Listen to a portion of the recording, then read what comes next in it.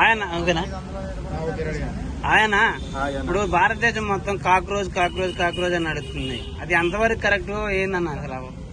మొన్న cockroach party మొన్న ధర్నా చేసింది ఏడా మన ఇందిరా పార్క్ దగ్గర చేసింది.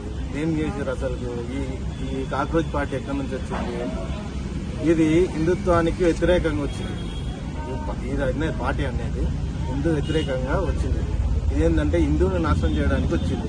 ఏంటంటే ఒక్కటే జాబ్ల గురించి ఏదో వచ్చాము ఏదో మాట్లాడామని మాట్లాడుతున్నారు తప్ప కానీ మనం హిందుత్వాన్ని నాశనం చేయాలి అనే దాని ఉద్దేశంతోనే వచ్చి ఈ పార్టీ ఏంటంటే మొత్తం దేశవ్యాప్తంగా మేము రావాలి, రాహుల్ గాంధీ రావాలి, కేజ్రీవాల్ రావాలి, మమతా బెనర్జీ రావాలి, ఇలాంటి వాళ్ళు రావాలి.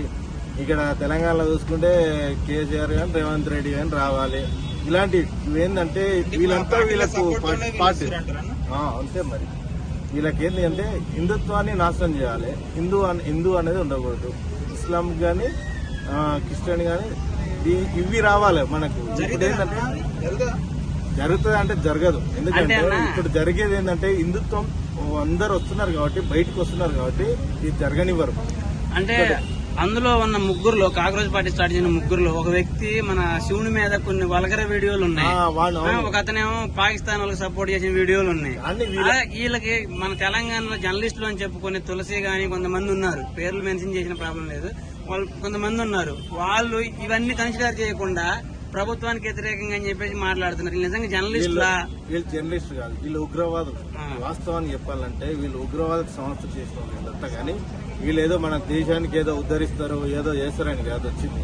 మన దేశాన్ని ఎలా నాశనం చేయాలి, దీన్ని ఎలా ముక్కలు చేయాలి, దీన్ని ఎలా విడగొట్టేసి ఎక్కడ ఇస్లాం చేసుకుని క్రిస్టియన్ తీసుకుని రావాలి, ఇదే ఆలోచనతో ఉన్నారు. కాబట్టి వీళ్ళకి కావాల్సింది ఒకటే, ఇవే మెయిన్. రాహుల్ గాంధీ రావాలి, ఇప్పుడు ఏంది రేవంత్ రెడ్డి కావాలి, ఇప్పుడు మన కేసీఆర్ రావాలి, మమతా బెనర్జీ రావాలి, ఈ దొంగలందరూ అందరు రావాలన్నమాట. వీళ్ళు వస్తే ఏమైతే అంటే హిందూ అని మొత్తం అనేది నాశనం చేసి మేము వెళ్తూ నానా నరకం హింసించాలి. మేము హిందువులు అనేది బయటికి రాకూడదు. వీళ్ళకు ఆ విధంగా వచ్చారు కాబట్టి ఇప్పుడు వాళ్ళు అదే చేయాలని డిసైడ్ అయి ఉన్నారు. కాబట్టి ప్రతిసారి ఏది హిందువులు నాశనం చేస్తాం, హిందువులు నాశనం దేనికి నాశనం చేస్తాం? నువ్వు వచ్చింది భారతదేశంలో ఉంటూ హిందువులు నాశనం చేస్తాం అంటే ఇప్పుడు ఉన్నది మీ ఫస్ట్ నుంచి మేమే కదా ఉన్నది, మీ హిందువులమే కదా ఉన్నది. మీరు అప్పుడు ఆల్రెడీ పాకిస్తాన్కి సపరేట్ దేశం ఇచ్చారు. ఇప్పుడు పాకిస్తాన్ ఇచ్చారు కదా, ముస్లిమ్స్ అక్కడికి వెళ్ళిపోకుండా కావాలని ఇలా పెట్టింది ఎవరు? మీరే కదా. క్రిస్టియన్లకు ఆల్రెడీ ఉన్నాయి కాబట్టి ఇప్పుడు వాళ్ళనంతా తీసుకొచ్చింది కూడా ఇండియాలో మీరే కదా కలిపింది. మమ్మల్ని నాశనం చేయడానికే కదా. ఎట్లయినా తిరిగి ఇస్లామో చేయాలి లేదంటే క్రిస్టియన్లో చేయాలి, ఏదో ఒకటి చేయాలనే ఉద్దేశంతోనే కదా మీరు వచ్చింది. అదే రేవంత్ రెడ్డి వచ్చిన తర్వాత చాలా దేవాలయ పైన కూడా ఇట్లా దాడులు జరిగినాయి. మరి అయినా కూడా గవర్నమెంట్ ఎలాంటి రియాక్షన్ కాలేదు. మరి దాని గురించి కాదు కూడా, ఎందుకంటే వాళ్ళు చెప్పారు కదా ముందే, అది ఏంది కాంగ్రెస్ అంటే ముస్లిం, ముస్లిం అంటే కాంగ్రెస్ అంటే అర్థం చేసుకోవాలి. మనం ఇప్పుడు ఈడేం జరుగుతాయంటే చర్చిలు ఎక్కువైతాయి, మసీదులు ఎక్కువైతాయి. అదేవిధంగా ఇప్పుడు రాజకీయ పార్టీలో ఒక పెద్ద ఎత్తున భారీ సభ పెట్టాలంటే చాలా డబ్బులు ఖర్చు అవుతుంది. అలాంటిది కాక్రోచ్ పార్టీ నిన్నగా మొన్న యుఎస్ నుంచి వచ్చిన వాళ్ళు పార్టీ పెడితే వాళ్ళకి దేశవ్యాప్తంగా అన్ని రాష్ట్రాల్లో మీటింగ్లు కండక్ట్ చేస్తున్నారు. సో వాళ్ళకి ఫండ్స్ ఎక్కడి నుంచి వస్తున్నాయి? ఇస్తారు కదా. ఇంకా అంత నాయకులు కాంగ్రెస్ పార్టీ ఇవ్వచ్చు, బీఆర్ఎస్ ఇవ్వచ్చు, అక్కడ మమతా బెనర్జీ ఇవ్వచ్చు. సంపాదలేదు ఇంతకుముందు కానీ సంపాదించిన మరి అలాంటప్పుడు పెడతారు కదా, వాళ్ళే ఇస్తారు డబ్బులు. మరి అలాంటప్పుడు వాళ్ళు మేము విద్యార్థుల కోసం పోరాడుతున్నాం అని చెప్పేసి వాళ్ళు చెప్పేదే రాంగ్. వీళ్ళు ఏంటంటే మొత్తమే నాశనం చేయాలి, మన మోడీని కథం చేయాలి. వాళ్ళు వచ్చింది అదే మెయిన్. హిందుత్వాన్ని తీసుకొస్తే ఏంది మాకు ఇంక ఉండదు, మేము ఉండలేము, ఇంకా వీళ్ళంతా ఒకటైపోతే మేము కష్టం అనే ఉద్దేశంతో ఏదో ఒకటి కులాలు పెట్టుకుని రావాల్సిందే తప్ప కానీ వీళ్ళు ఏంటంటే ఈ మోడీని దించాలి, వాళ్ళకేంది కాంగ్రెస్ ఎక్కాలి. ఎన్నేళ్ల నుంచో కాంగ్రెస్ ఉన్నది, ఏం చేసింది? ఏం చేయలే. మనం నాశనం చేసుకుంటూ ఇందిరాగాంధీ వచ్చి మనం 40,000 మంది సాధించింది ఇందులోని. గాంధీ వచ్చి 70,000 మంది సాధించింది.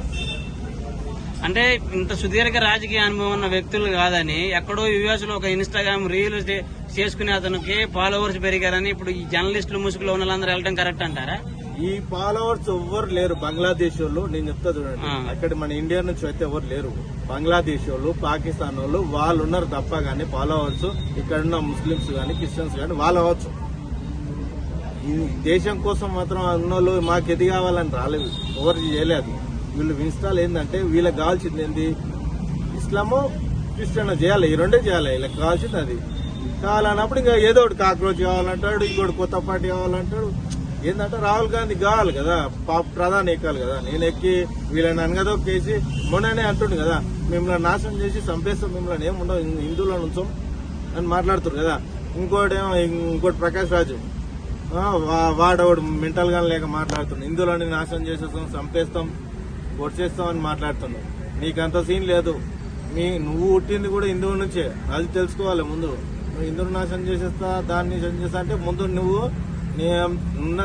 మొత్తం నువ్వు పోలేదు. నువ్వు వస్తే అప్పుడు నిమ్మడం ఉంటుంది. అప్పుడు నువ్వు హిందువు కదా, నువ్వు ఫస్ట్ నుంచి హిందువే కదా. ఇప్పుడు ఈ మధ్య నుండి నీ క్రిస్టియన్ అంటే కాదు కదా, అవునా కదా. ఇప్పుడు ప్రకాష్ రాజ్ గారు విషయానికి వస్తే ఆయన ఎక్కువ పవన్ కళ్యాణ్ గారిని టార్గెట్ చేస్తారు, సనాతన అంటుండే అని చెప్పి.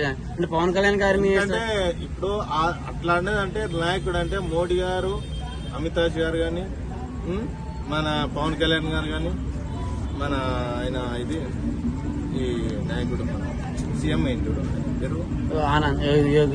యోగి అని, వీళ్ళంతా ఏంటంటే ధర్మం కోసం పోరాడుతున్నాం కాబట్టి వీళ్ళు ఉంటే మాకు ఇంకా ధర్మం ఇప్పుడు మేము చెప్పినట్టు తాగవు కదా. పాపం అక్కడి నుంచి పనులు వస్తాయి కదా, అమెరికా నుంచి కానీ అక్కడి నుంచి కానీ మాకు డబ్బులు వస్తాయి ఉద్దేశంతో వీళ్ళు కిషన్లో ఉండి అట్లా మాట్లాడుతుంటారు. కాబట్టి వాళ్ళు సంపాదించుకోవాలి కదా పాపం.